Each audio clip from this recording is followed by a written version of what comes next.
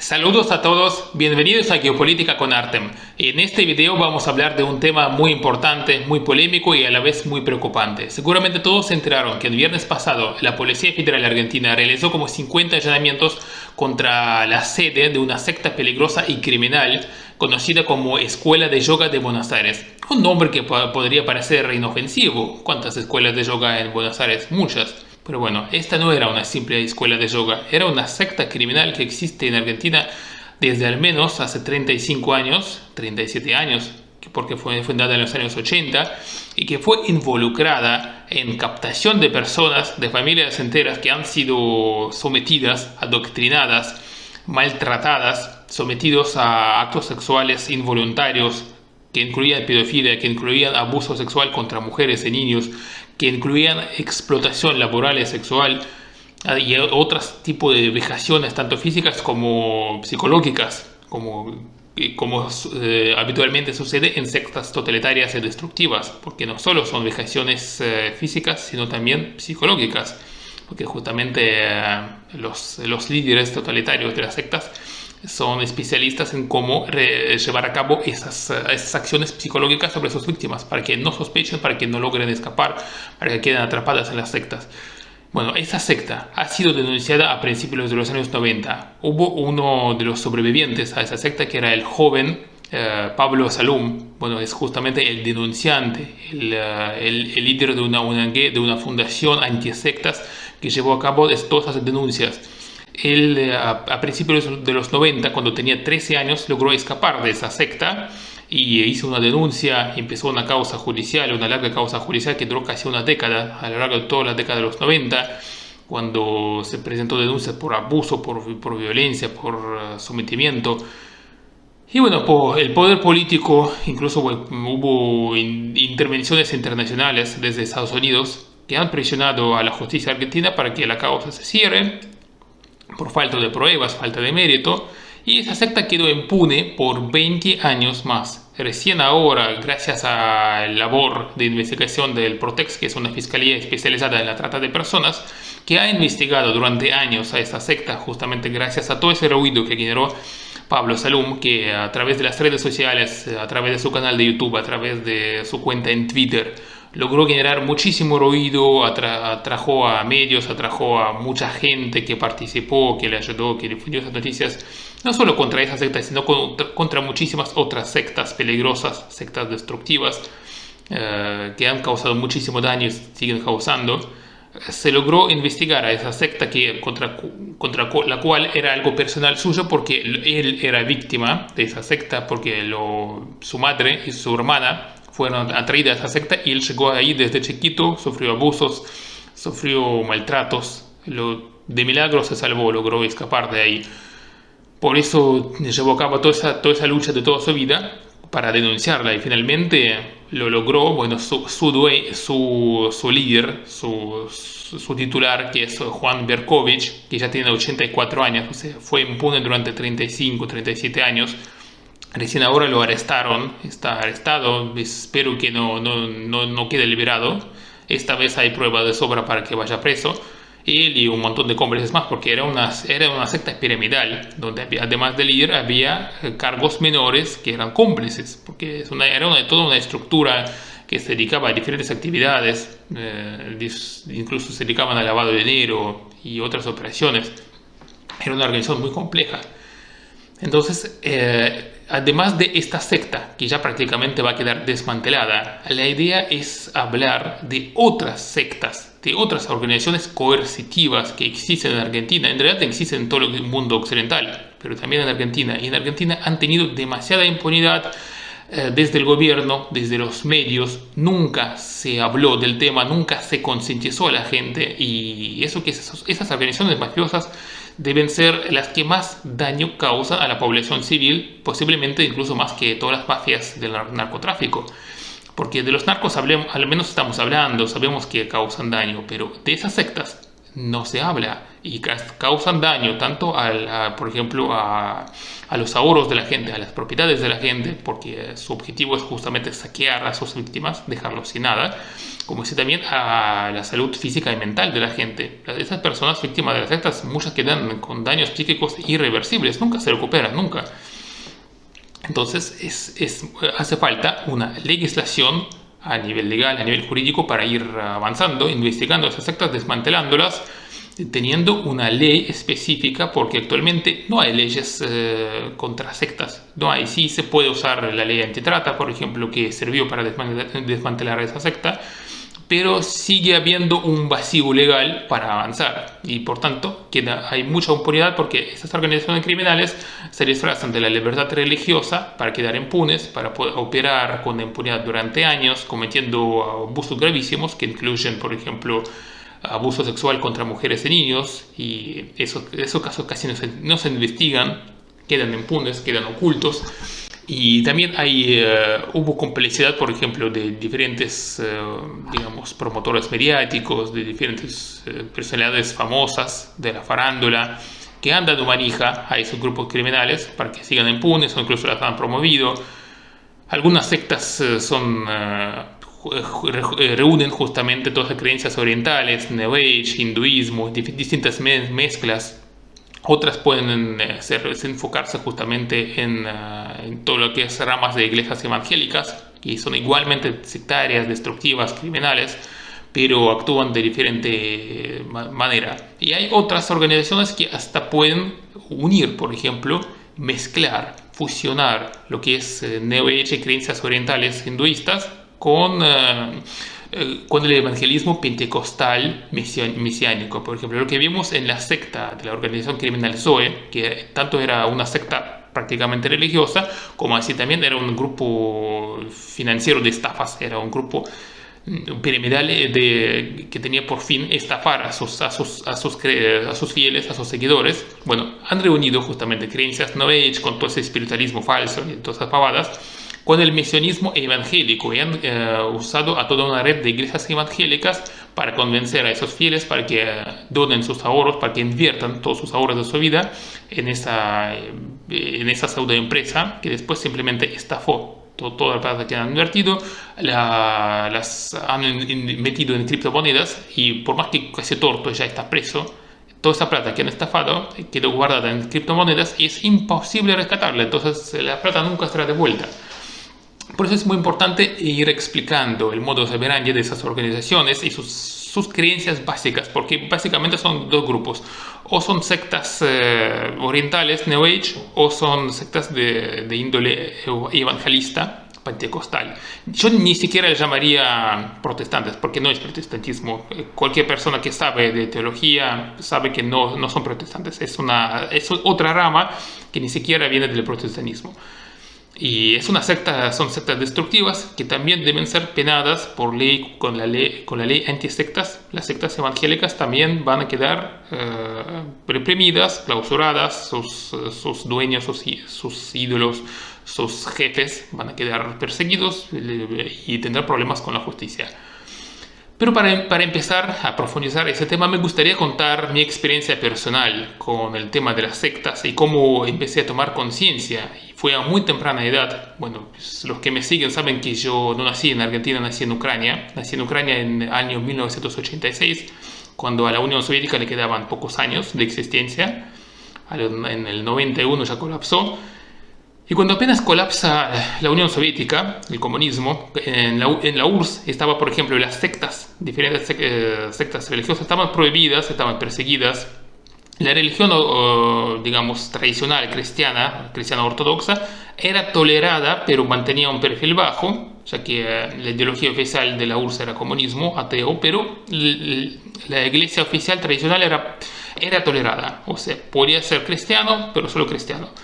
O, por ejemplo, un musulmán de bajo perfil, pero nada más. Los que querían, digamos, practicar alguna religión sectaria, bueno, las sectas eran reprimidas, prohibidas, perseguidas. Pero cuando cae el comunismo, de repente empieza una avalancha de sectas peligrosísimas que aparecen de la nada. En Ucrania la secta más llamativa, la más peligrosa, la que más fama y repercusión generó fue la Hermandad Blanca, que llegó a tener decenas de miles de seguidores. Eran unos fanáticos que, bueno, su líder era una mujer que venía del Partido Comunista de la ciudad de Donetsk, que se aparentó, empezó a decir que era la reencarnación de la Virgen María, y literalmente convenció a decenas de miles de personas. Y su esposo era un ingeniero cibernético de la URSS, o sea que toda su vida era ateo y de repente se convirtió en su promotor.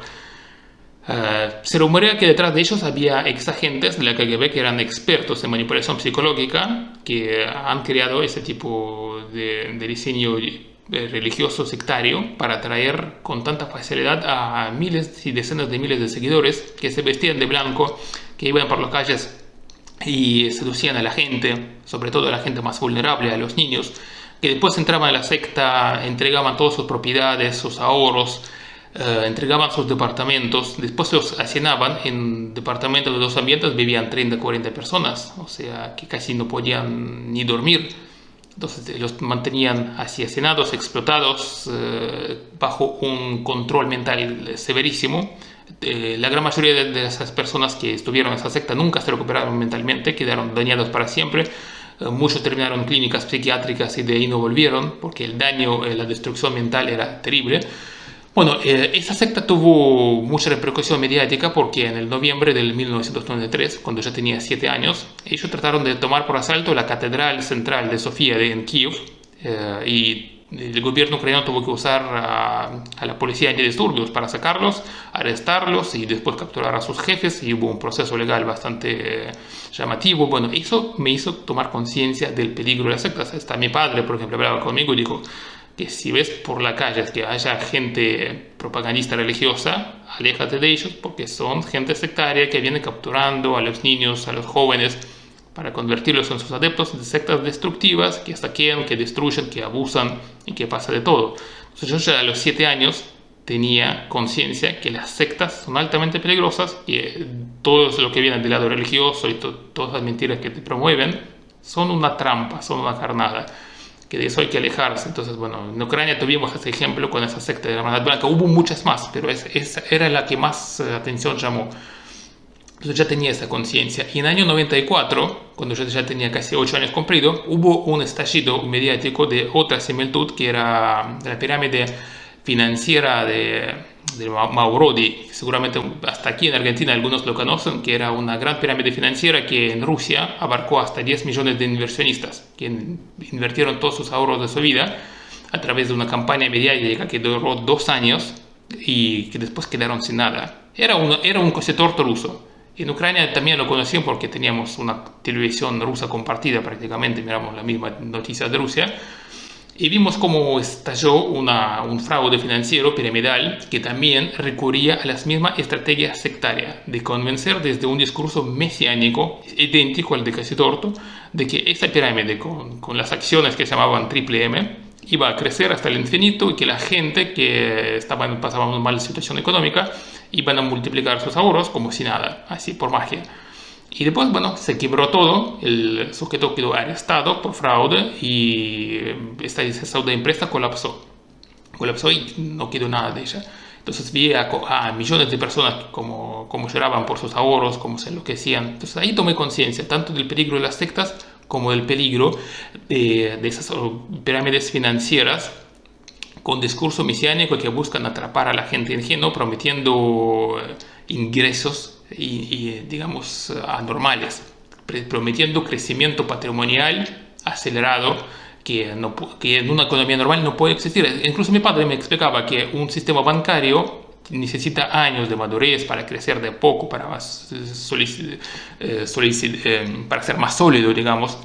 Mientras lo que promovían esos estafadores como Mavrodi en Rusia era una pirámide financiera. O sea, yo a los 8 años ya lo entendía de sectas, entendía de las pirámides financieras, incluso entendía de hiperinflación. En Ucrania hubo una gran hiperinflación en el año 93 y yo entendía ya que la emisión monetaria sin respaldo genera una enorme inflación.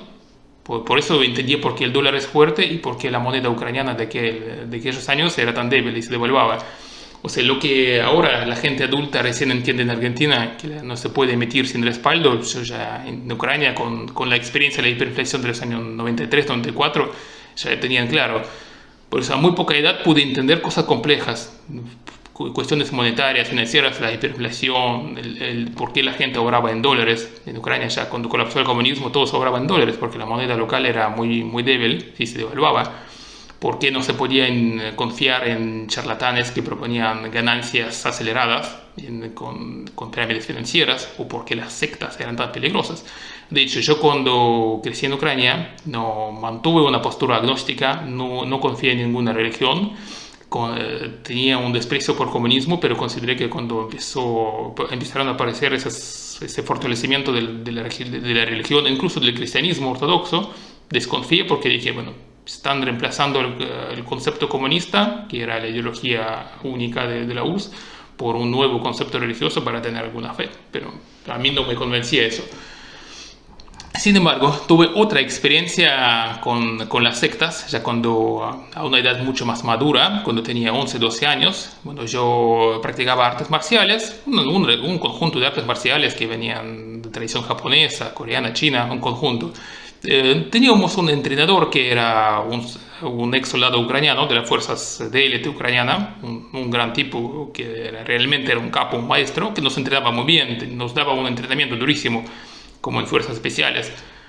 Y me gustaba todo, íbamos con mi hermano, pero el local donde estaba la escuela de artes marciales pertenecía a otro sujeto que era el dueño. Entonces, de un día para el otro, el dueño de ese lugar echó a nuestro entrenador y se hizo cargo de entrenamiento de los jóvenes que estábamos ahí en la escuela. Y mantuvo la escuela de artes marciales, mantuvo el entrenamiento, pero empezó a meter religión, empezó a meter una secta. La convirtió prácticamente en una escuela de artes marciales, la convirtió en una secta hinduista de Hare Krishna. Y además de entrenamiento en artes marciales, empezó a meter toda esa basura de propaganda de Hare Krishna con todo ese discurso pseudo espiritual y esas prácticas de meditación. De una no me gustó nada, todo lo que venía de religiones no me gustaba y me generaba desconfianza, y más cuando dijeron que hay que ser vegano y no comer carne. Yo siempre era muy carnívoro, yo digo, ¿quién no comer carne? De una les puse cruz, pero por 2 meses seguí yendo para ver qué onda, para ver cómo evoluciona eso. Y lo que vi es que el 90-95% de otros chicos que iban a la escuela de artes marciales, que tenían entre 9, 13, 14 años, empezaron a convertirse en adeptos de esa secta de Hare Krishna y empezaron su fuerza de voluntad, su mente empezó a atrofiarse, empezaron a rendirse contra la propaganda sectaria de ese nuevo dueño que asumió el mando, que era una persona macabra, una persona que quería controlar a los chicos, e incluso cuando venían sus padres también adoctrinaba a los padres, y algunos padres también entraban en esa secta. O sea, entonces ahí entendí lo vulnerable que es el común de la gente, que puede meterse en cualquier secta religiosa, incluso no importaba si era de Hare Krishna o de Hermandad Blanca o de cualquier otra desviación religiosa. Simplemente la mayoría de la gente no tiene inmunidad para pensar por sí mismo y para tener esa resistencia contra una propaganda agresiva para atraerte y sumarte a un movimiento sectario. Con mi hermano éramos distintos, teníamos una inteligencia superior a la promedio, muy superior, y también una fuerza de voluntad muy superior. Entonces, incluso a mí me gustaba mostrarle al dueño de la secta como que a mí no me podía tomar con eso, que yo era más fuerte a eso, y lo volvía hasta dije, no, yo en eso no creo, me parece una pavada. Y por supuesto, una vez que le marcas eso, que no aceptas esa basura, entonces te convertís en hereje, como en paria, entonces ya te empiezan a bajarte la línea, como alejarte de los demás, te consideran un peligro para los demás. Y bueno, en 2 meses nos fuimos.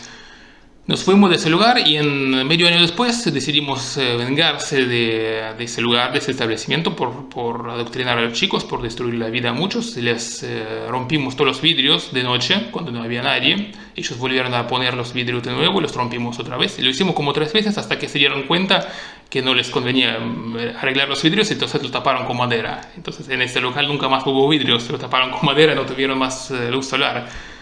así nos vengamos de ese lugar, de ese sujeto nefasto. Y bueno, así aprendí de esa secta. También tuve una experiencia cuando íbamos con mi abuelo a nuestra quinta fuera de Kharkov. Íbamos con un tren eléctrico y siempre nos cruzábamos con propagandistas de testigos de Jehová. Y mi abuelo, que era un ingeniero eléctrico con conocimiento de física, prácticamente un científico, él los boludeaba, los bardeaba a los testigos de Jehová, yendo por la parte científica, y terminaba que ellos mismos huían de él, porque no podían debatir. Bueno, así entendía más o menos ya de cuestiones religiosas sectarias, aprendí de diferentes sectas. Por eso siempre ese tema me generó mucho interés, porque siendo un liberal y un demócrata, entendí que una especie de sectas son como una especie de teocracias dictatoriales que operan dentro, como un estado teocrático dentro del estado, que someten a la gente, a las víctimas, a una férrea dictadura totalitaria, teocrática, dentro de un estado laico, dentro de un estado de derecho, y donde rige una total impunidad. Por tanto, esa gente, lo que están replicando en un grupo sectario, no importa si hay 20 personas o 5.000, están creando una estructura totalitaria, apartada del Estado, o sea que está por fuera de la legalidad, pero que generalmente goza de impunidad debido a la tolerancia religiosa que existe en la mayoría de los países del mundo libre. Y por tanto, que esa misma estructura, si de algún modo llega a crecer y tomar los poderes del Estado, prácticamente te harán una especie de un Estado teocrático, como por ejemplo lo es Irán. Irán es un Estado teocrático, Arabia Saudita es un Estado teocrático. La propia Europa, hace 300, 500 años atrás, eran estados teocráticos. Y es un peligro, es una gran amenaza. Por eso hay que, desde la política, tenemos que prestar mucha atención al tema de las sectas, porque algunas pueden ser pequeñas, pueden ser subterráneas, pueden ser ocultas, otras pueden ser mucho más grandes, pero últimamente lo que veo es que están teniendo mucho protagonismo, y lo que es peor, muchos de esos movimientos sectarios empiezan a operar para los sectores geopolíticos, que es Rusia, o siempre Rusia y Irán, operan para socavar las instituciones del mundo libre, del occidente, de la OTAN, para corroer, para erosionar la confianza de la gente, de la sociedad, en sus instituciones, en sus gobiernos centristas, no digo de centro derecha, de centro izquierda o liberales. Quieren corromper la confianza en las instituciones y en los gobiernos, justamente para crear un ambiente social proclive para el desarrollo para que grupos populistas y totalitarios lleguen al poder. Ya no importa si es por ultraizquierda o por ultraderecha, eso da igual. Por ahora el peligro viene de la ultraderecha populista, trumpismo, bolsonarismo, mileísmo en Argentina, el partido de Vox en España. Entonces, esos grupos extremistas, o Meloni, la fascista Meloni en Italia, son los mismos grupos de ultraderecha, fascistas, que quieren acercarse al poder y usan a ciertas sectas, como por ejemplo las iglesias evangélicas pentecostales, aquí sobre todo en Argentina, en Brasil, en Estados Unidos, que han dado muchísimo apoyo para esos grupos. Y por eso es tan importante que se apruebe la ley antisectas.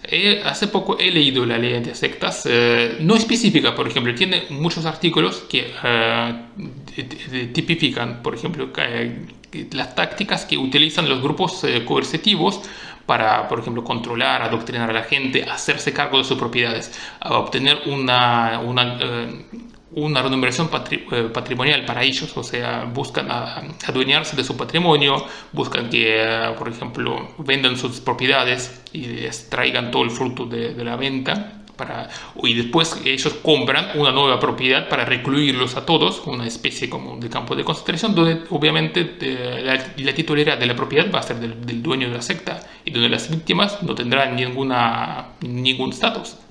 Simplemente van a vivir recluidos en un edificio, por ejemplo, que es propiedad de la secta y que se construyó con su propia plata, porque ellos tuvieron que vender todos sus bienes para entregárselos al dueño de la secta. Entonces, bueno, en ese proyecto de ley, que pueden ver, por ejemplo, en la página web de Pablo Salum, está renumerado punto por punto todas las partes de esta ley, y si se cumplen todos, si la ley será aprobada así como así, no solo el grupo de sectas raras de tipo New Age, yoga, así, creencias orientales, van a ser penalizadas, sino también las iglesias evangélicas que cumplen unos cuantos de esos puntos, pues si van a seguir con esa línea, van a quedar también penalizadas, seguramente les van a clausurar sus sedes, les abrirán causas penales por la ley anti-sectas y prácticamente no podrán operar en Argentina. Por eso es muy importante. Y la ley no dice específicamente si van a prohibir tal secta, eso no, porque en Argentina existe lo que es libertad de culto. En teoría, cualquier creencia religiosa puede legalizarse. El tema que con la nueva ley de antisectas, si no cumple, por ejemplo, con los reglamentos que prohíbe la ley de antisectas, entonces va a quedar fuera de la ley y entonces la justicia podrá avanzar contra cualquier establecimiento religioso que no cumple con la ley y va a iniciar una causa penal. Por eso es lo bueno, por eso esta ley tan necesaria, porque prácticamente permitirá que las sectas destructivas no podrán cometer más sus delitos con impunidad, no tendrán más impunidad y cualquiera de las víctimas, apenas se dé cuenta que la han estafado, que han metido una secta coercitiva, podrá denunciarlos y se iniciará un proceso legal. Por eso, obviamente, no va a ser fácil que se apruebe esa ley porque hay grupos, hay lobbies políticos que van a hacer hasta lo imposible para que la ley no sea aprobada. De hecho, la vienen peloteando desde hace años, pero con el allanamiento y con la caída de la secta de la Escuela de Yoga de Buenos Aires, realmente hubo un revuelo mediático, mucha gente está tomando conciencia. Hay fuerzas políticas que están apoyando que la ley se apruebe. O sea, eso va a ser peleado, va a haber un choque, por supuesto, pero yo soy optimista y para mí se va aprobado.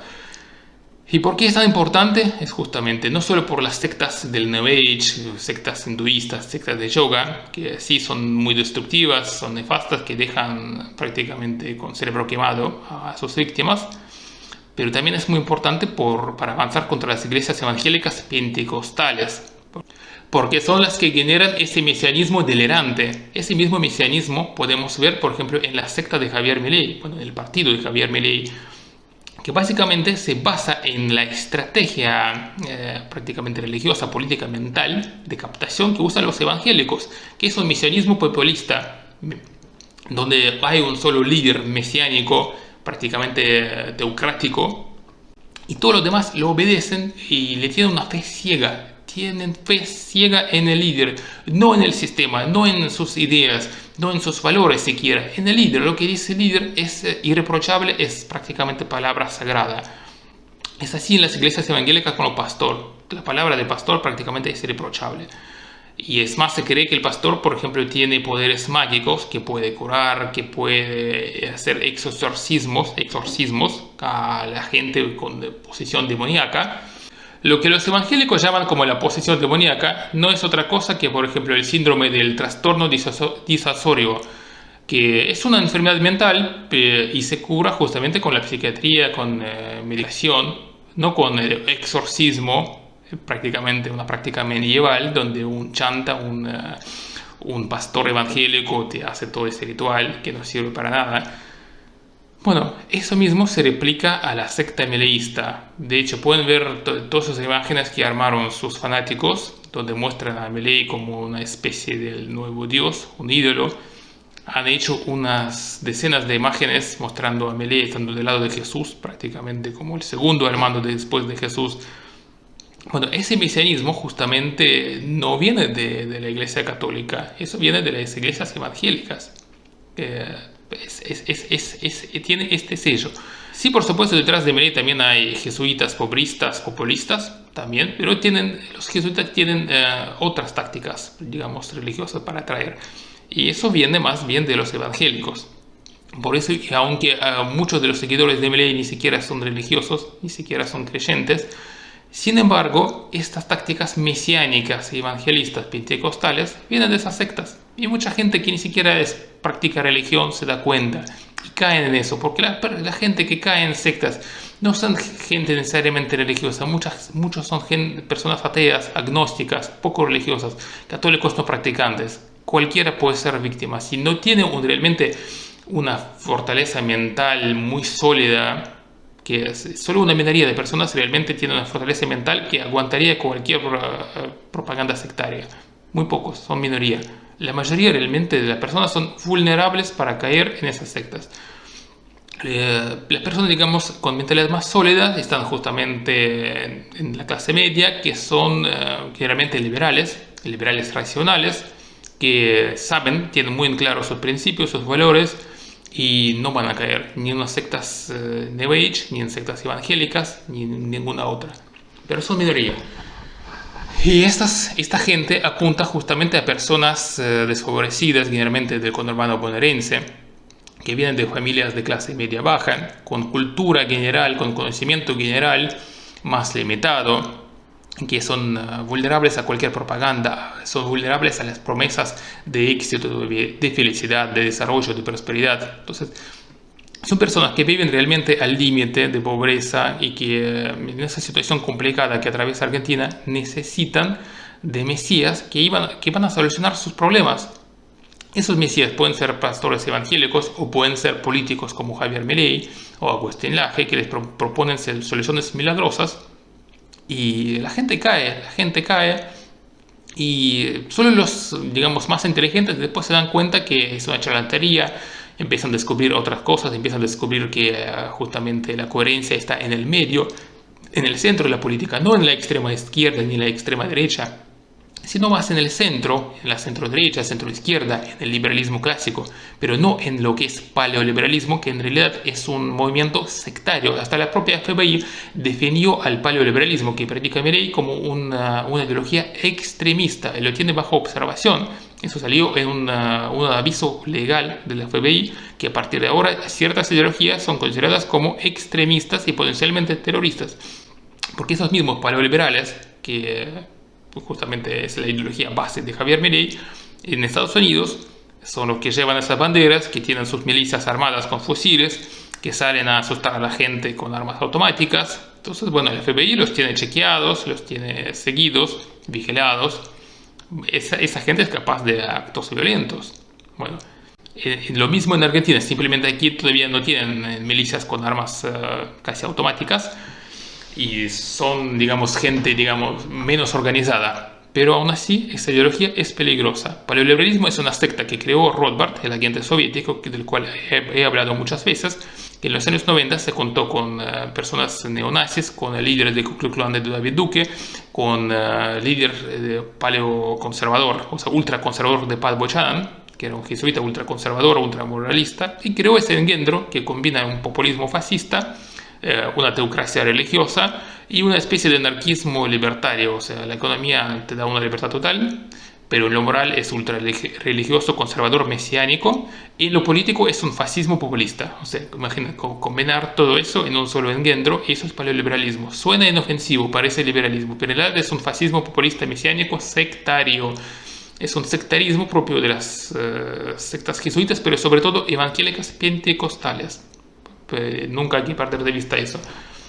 Por eso se difundió tanto en países de América Latina, donde las iglesias evangélicas han calado hondo, que es Brasil con Bolsonaro, Argentina, donde las iglesias evangélicas en conurbano están cada vez más fuertes. También tiene cierto movimiento en Perú entre evangélicos, en Colombia entre poblaciones evangélicas que son crecientes, en América Central, donde crecen en Ecuador. Entonces es todo un tema. Las iglesias evangélicas son las más teocráticas, porque hay que admitir que la iglesia católica, en su mayoría, dentro de todo, se adaptó a la sociedad moderna, se está adaptando a la revolución tecnológica, se está adaptando incluso para adaptarse a la cuarta revolución industrial, que la va a dejar con muy poco poder, pero bueno, lo asumieron que los tiempos están cambiando y que la gente se va a volver menos religiosa, que va a ser cada vez menos practicante, que la iglesia católica tendrá un papel muy simbólico. Así muy simbólico, porque la mayoría de la gente ya no es practicante y simplemente por simbolismo dice que pertenece al catolicismo. Pero está bien, así tienen que ser.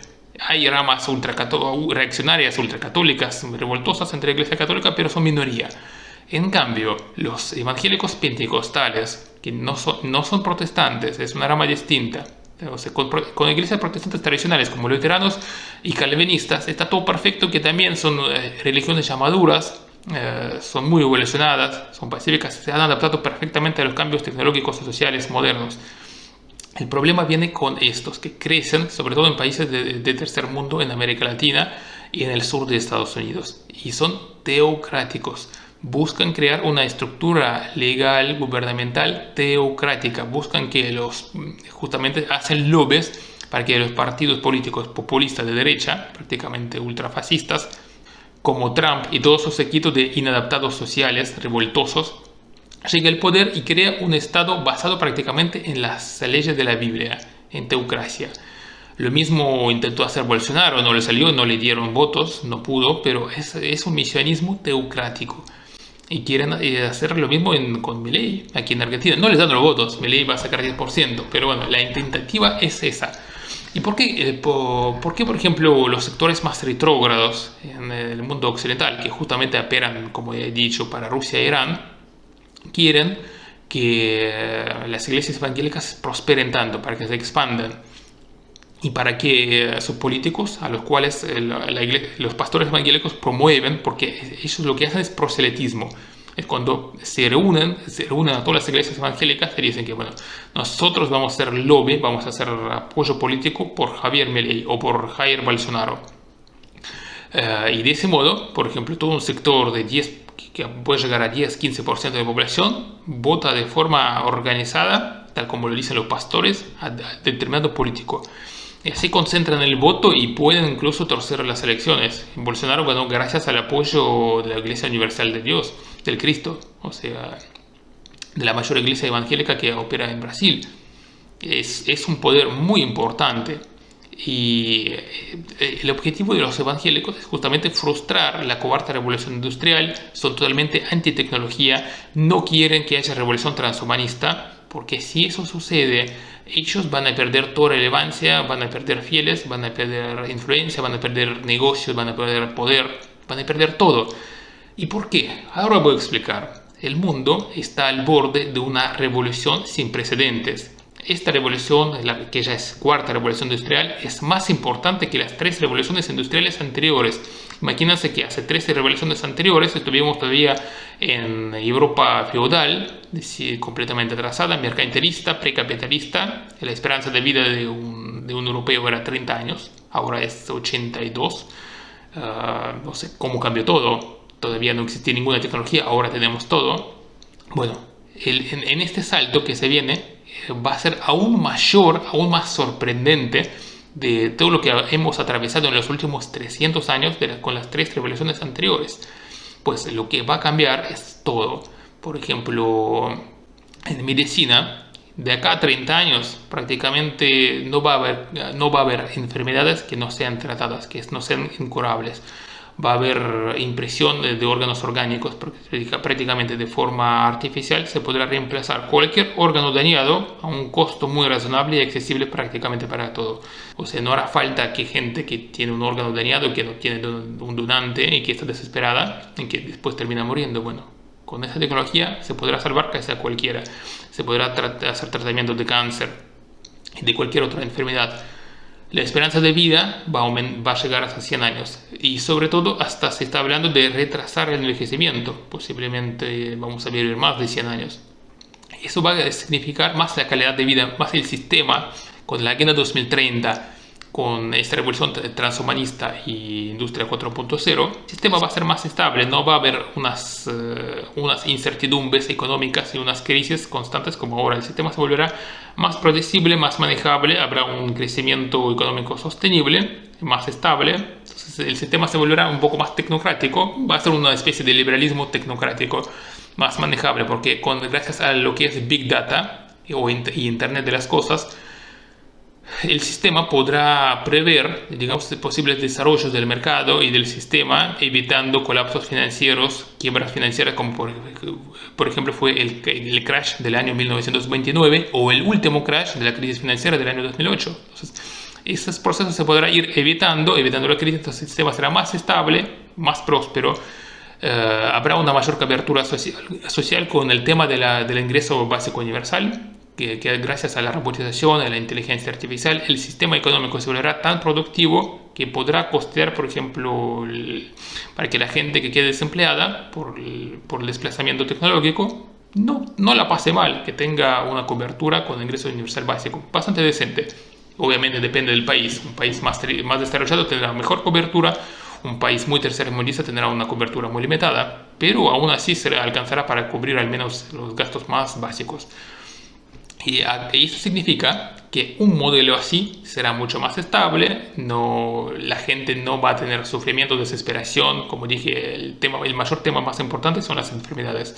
La gente cuando teme enfermarse, cuando se está enferma o tiene familiares enfermos que se están muriendo, se enloquece, pierde racionalidad y empieza a buscar una solución mágica.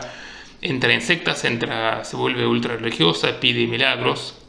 Es una conducta bastante racional en la gran mayoría de la gente que no entiende, por ejemplo, de ciencia o al menos busca algún milagro, o entra en esas sectas, entra en movimientos pseudocientíficos, entra en todas estas organizaciones que, por ejemplo, promueven una medicina alternativa que realmente hace estragos, porque mucha gente que tiene enfermedades graves, en vez de buscar tratamiento serio y tener esperanza de curarse, entran en esas sectas de la medicina alternativa, como la nueva medicina germánica, que realmente está causando asesinatos de personas que después, cuando pasó medio año, un año sin tratamiento, se están dando cuenta que ya están en las etapas avanzadas de la enfermedad y empiezan a buscar medicina profesional y ya es tarde. Entonces, el tiempo pasó y mueren. Y en países serios, digamos, ese tipo de charlatanes con medicina alternativa son perseguidos por la ley y van presos, pero en Argentina todavía no existe legislación seria para ir reprimiéndolos. Pero con una tecnología más avanzada de acá a 25, 30 años, no falta mucho, ya estamos en proceso, ya estamos en pleno proceso de la cuarta revolución industrial. O sea, esos desarrollos científicos están sucediendo ahora mismo, no es algo que va a suceder en un futuro largo. Pues en 30 años la calidad de vida, la calidad de medicina mejorará exponencialmente. Todas las desesperaciones que sufre la gente ahora, digamos, se reducirán, perderán su agudez en una escala enorme, digamos. Por tanto, la gente no se va a desesperar tanto y habrá menor presión para entrar en sectas, para practicar alguna religión. Salvo algunas, digamos, algunas corrientes, como por ejemplo el judaísmo ultraortodoxo o los Amish. Las demás religiones perderán influencia, perderán sentido, perderán fieles, porque la gente se volverá más racional, confiará mucho más en la ciencia, confiará mucho más en las instituciones y se alejará de la religión. Entonces, la Iglesia Católica lo está asumiendo dentro de todo, a pesar de esos sectores reaccionarios que vienen de diferentes sectas extremistas. Dentro de todo, la Iglesia Católica ya lo asumió, ya lo da por perdido, que esa transición tecnológica va a reducir aún más su poder, que ya lo viene perdiendo desde hace siglos.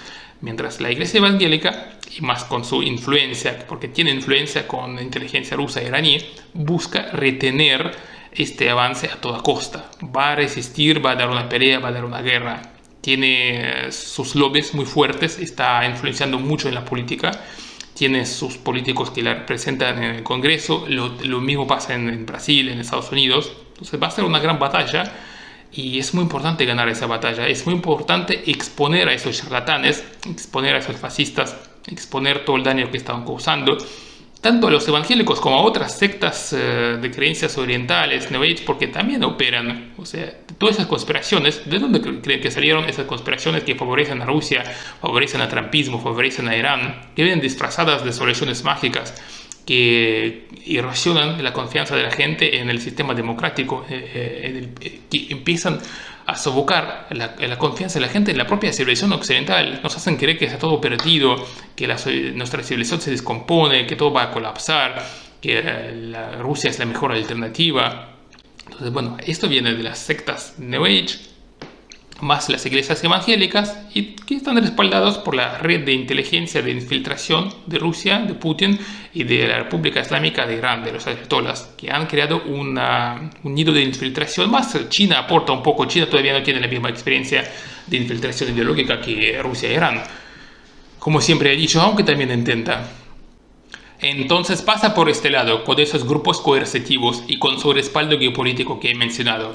Y si nosotros queremos que esto por fin se termine y que realmente las instituciones empiezan a funcionar para que exista un mecanismo legal para ir frenando esos procesos, que realmente si eso se desemboca y no haya un límite alguno, pueden causar desastres. Como dije, su objetivo es crear estados teocráticos totalitarios que van a destruir todos los logros de la civilización moderna occidental. Todo lo que hemos logrado en los 300 años de evolución y desarrollo, con todos los males momentos que hemos pasado con las dictaduras comunistas y nazifascistas, todo será echado a perder. Por ahora no hay tiempo para actuar, pero esos grupos buscan infiltrarse, buscan crear más sectas, buscan crear más iglesias totalitarias, buscan debilidad de la sociedad para crecer, expandirse, para capturar gente, para sumar adeptos. Entonces, si no hay mecanismo legal, capaz no les alcanzarán votos, digamos, para crear un lobby político y para que un sujeto como Milei llegue al poder, o para que un Jair Bolsonaro mantenga un régimen por 30 años seguidos. No, apenas duró 4 años, todavía no los dan los números, pero pueden crecer. Si no se los frena, pueden crecer, pueden expandirse. Por eso hace falta tomar conciencia de la amenaza que representan y actuar, advertir a la gente, hacer ruido, contactar a periodistas, apoyar la fundación de Pablo Salum, tratar de hacer más eventos, hacer espacios, concientizar. Y finalmente, si tienen que aprobar la ley de antisectas, una vez que se apruebe la ley, ya está, no podrán hacer nada, porque cualquier infracción que cometan contra esta ley les va a coger la justicia, les van a abrir la causa, les van a clausurar sus sectas, sus sedes, sus iglesias, lo que sea. Si no cumplen con la ley, se les clausura, así de simple, no podrán operar, se les termina la joda, se les termina el negocio. Por eso esta va a ser la mayor batalla, posiblemente no en este año ni en el próximo, pero una vez que entre el nuevo Congreso, que asuma el nuevo Congreso a partir del diciembre de 2023, con renovación total en el Senado y en diputados, para mí que se tiene que hablar de esa ley, se tiene que presentar, se tiene que dar un debate, porque es un tema serio. Y cualquier persona que haya investigado en profundidad a las sectas en América Latina seguramente sabe que el país que ha concentrado más sectas que se han creado en los últimos 60-70 años es Colombia. Allí, desde los años 60, empezaron a crecer sectas destructivas y altamente totalitarias como hongos después de la lluvia. Desde 1960 hasta la actualidad, al menos 30-40 sectas han surgido ahí. Entre ellas está la secta más macabra y más famosa a nivel internacional, que es el pseudognosis del pseudo maestro Samael Aún Weor.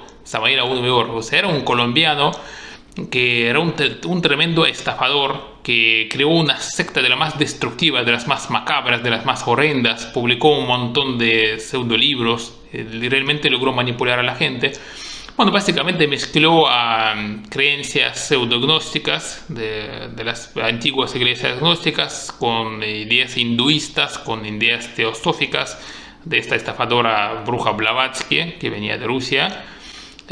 Y creó una secta basada justamente en las prácticas de sexo tántrico, porque justamente esa secta se destaca por eso, que prohíbe a sus adeptos, a sus sumisos adeptos, a tener orgasmos. O sea, la única forma de sexo que permiten es el vaginal, todo lo demás está prohibido, y donde les prohíben al hombre y a la mujer de llegar al orgasmo. O sea, no hace falta explicar las consecuencias fisiológicas y psicológicas de personas, hombres y mujeres, que retienen el orgasmo por semanas, meses, hasta un año. O sea, eso causa estragos a nivel físico, a nivel mental. Y bueno, obviamente muchos no lo cumplen, y los que cumplen terminan realmente mal. La sumisión, la caída de la fortaleza espiritual de esa gente colapsa hasta cero. Y además esas sectas fueron involucradas en abusos múltiples a menores, en pedofilia, porque han logrado retener a familias enteras que viven dentro de las instalaciones sectarias con hijos y todo. Y bueno, hubo casos múltiples de pedofilia. En Colombia esa secta fue prohibida, penalizada, perseguida, sus cómplices, sus miembros escaparon a Costa Rica, muchos están ahí, otros están en México, en España, en Argentina, muchos llegaron a Argentina, así que hay que tener mucha atención. Si descubren a alguno de sus predicadores, de una llamen a la policía, hagan una denuncia a la fiscalía. Es una secta altamente peligrosa y que está involucrada justamente en abuso infantil, porque justamente tratan de capturar a la familia entera con hijos y se apoderan, se adueñan de los hijos, están haciendo mucho daño. Y en cuanto al charlatán de ese Samuel Aún Weor, el sujeto ese decía que practicando esa basofia del sexo tántrico que él decía, dice que la gente iba a vivir 100 años y no se va a enfermar nunca de nada. Bueno, el sujeto se enfermó de cáncer y en 2 años el cáncer se lo consumió y no le salvó nada. Y muchos de sus cómplices también se enfermaron de diferentes tipos de cáncer y se murieron. Así que la mejor prueba de que esa porquería no funciona es la cantidad de enfermedades que agarraron sus miembros y que no les salvó nada. Y bueno, justamente hay que tener conciencia que a través de sectas como esta Gnosis, del Samuel Weor y todas esas prácticas espirituales mezcladas entre creencias teosóficas, gnósticas y pseudognósticas, y los hinduistas, New Age, todas esas creencias orientales que vienen de India, nacen todas esas sectas modernas de coaching que te intentan mejorar las vibras, que todos esos libros de autoayuda, que ni siquiera son sectas, pero son estafas. Te venden libros que a la gente no les ayuda nada. Mi esposa leyó como 3 libros de eso y dijo que son libros vacíos de contenido, que no te dice nada, es una pérdida de tiempo, dan falsas esperanzas. Y bueno, lo mejor que te puede pasar es que compres un par de libros que no te aportan nada. Lo peor es que entres en una secta de esas características, y algunas son muy pesadas, que te someten a un sometimiento muy profundo con daños físicos y mentales irrecuperables, irreversibles. Por eso hay que tener muchísimo cuidado, sobre todo para la gente que tiene esas esperanzas espirituales de encontrar alguna iluminación, pues tienen que decepcionarlos. No hay iluminación. El mundo real es un mundo de ciencia, es un mundo de física. Aquí la única herramienta que realmente los podrá salvar es su razón, es su conocimiento, es su inteligencia, es su educación, sus estudios. No hay iluminaciones espirituales. Cualquier persona que les propone la iluminación espiritual pueden mandarlo bien a donde ya saben, a donde hay que mandar, y si ven que no insiste, pues llamen a la policía porque realmente los quiere meter en alguna secta. Muy pronto habrá una ley antisectas y todas esas conductas van a ser reprimidas por ley.